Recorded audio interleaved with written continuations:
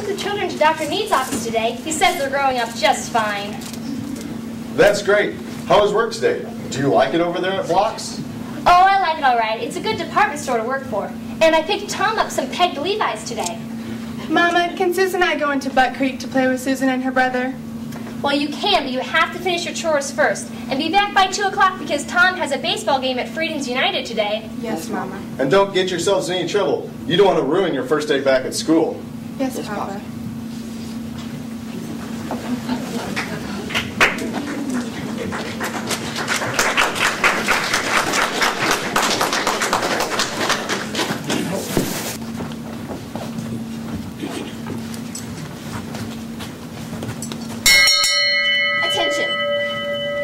Class has started.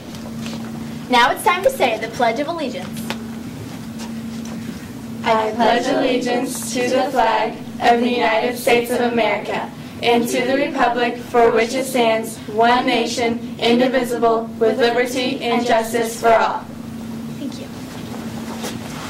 Now it's time for morning arts and crafts.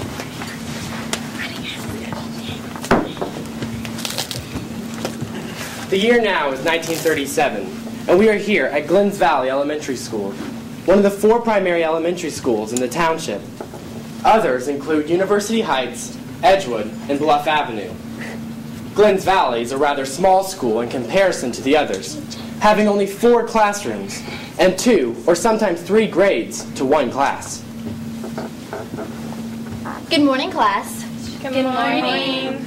Welcome to your first day of 1st and 2nd grade here at Glynns Valley Elementary School. My name is Mrs. Martin, and today I thought that we would start off with the recent history of your school in the township.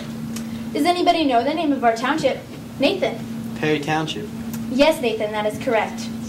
Perry Township's history dates all the way back to 1822, when it was first organized. The first log schoolhouse was built on Joseph Alcorn's land, on Hannah and Bluff Avenue, and it was called Bluff Avenue Grade School. There were also other log schoolhouses, and they were built on Archibald Gland's land in 1826. Yes, Thomas? Is that why our school is named Glynns Valley? As a matter of fact, it is, Thomas. Now, who has been to the cemetery on Southport Road? I have, Mrs. Martin. Well, there was a building there that was used as a cemetery, but it was then donated, it was the mud schoolhouse, but it was then donated to be used as a cemetery next to Bethel Memorial Church. As you know, elementary schools in those days all shared similar characteristics, but not necessarily the same as now. For example, they had writing benches, large fireplaces, and greased paper windows. Now, who can tell me how many public schools there were in the 1880s? Yes, Susie? 60, ma'am? Oh, very close, Susie, but actually there were 14 public schools here in the 1880s. For those 14 public schools, there were only 18 teachers.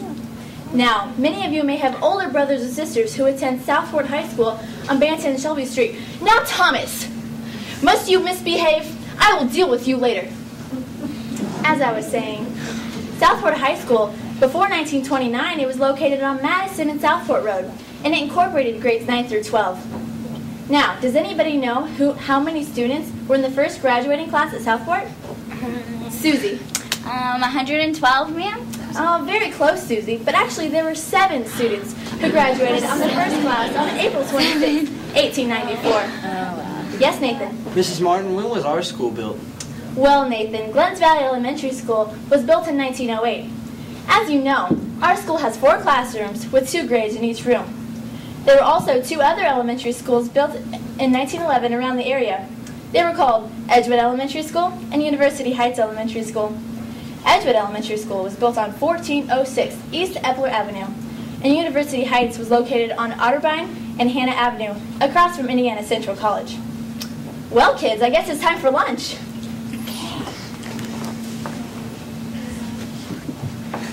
In 1949, there will be another school built to help hold all the extra Edgewood students.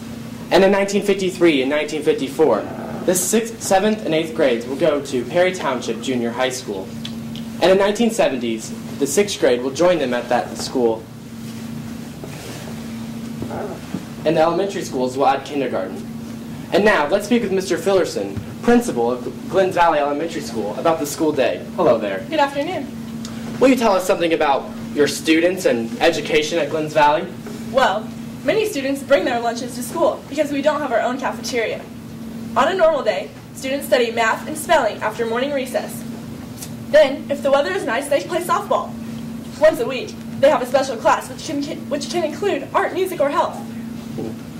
You haven't mentioned anything about disciplinary action, Mr. Fillerson. Well, when students misbehave, there are many forms of consequences. Some teachers will send their students to the corner or to the coat closet, and if they feel it's necessary, they'll hang them on the backs of their shirts on the coat hangers. Sounds intimidating, but how do your students get to and from school every day? Most students ride the bus because it is considered dangerous to walk on the streets. Thank you, Mr. Fillerson. Well, children, remember what you have learned about Perry Township and its history. We will review more next class. Well, I guess it's 3 o'clock. Everyone have a safe trip home. Bye, Mrs. Martin. Dismissed.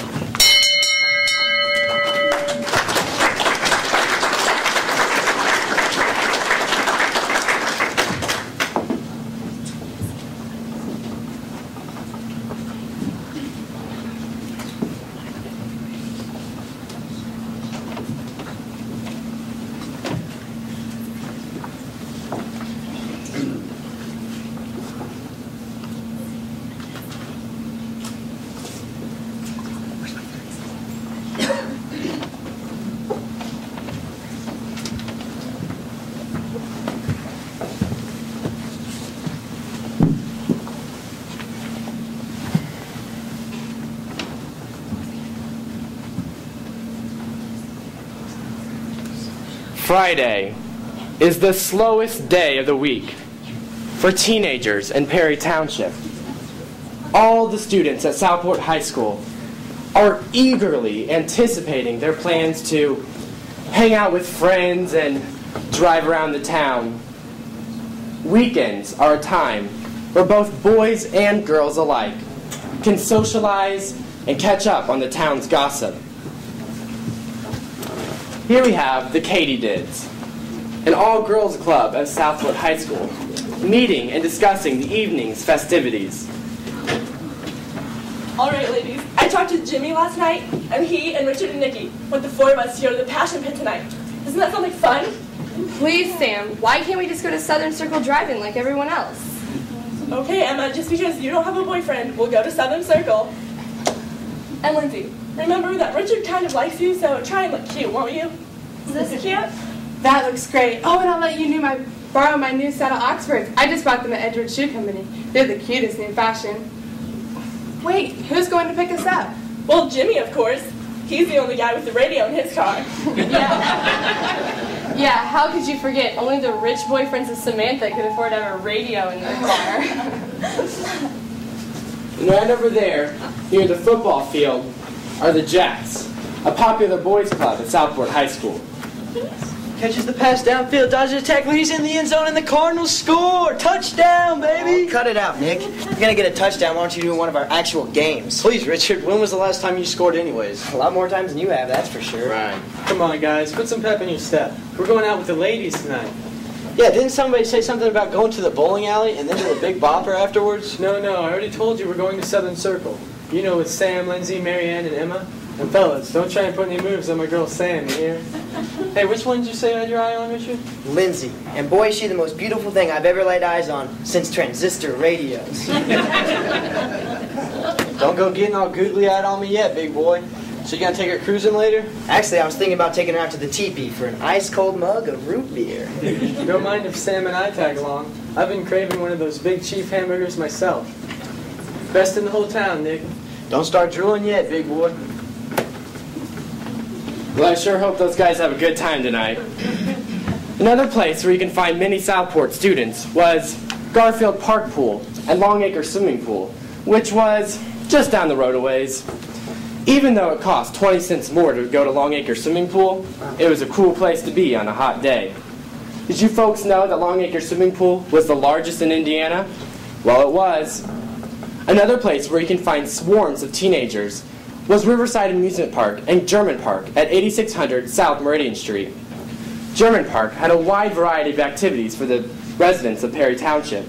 They had clubhouse, tennis courts, bowling alleys, baseball diamonds, and of course, the dance pavilions. Looks to me as if the Jacks and the Katydids have made their way over to the dance pavilions themselves. What's that dance they're doing? Ah, yes, the jitterbug.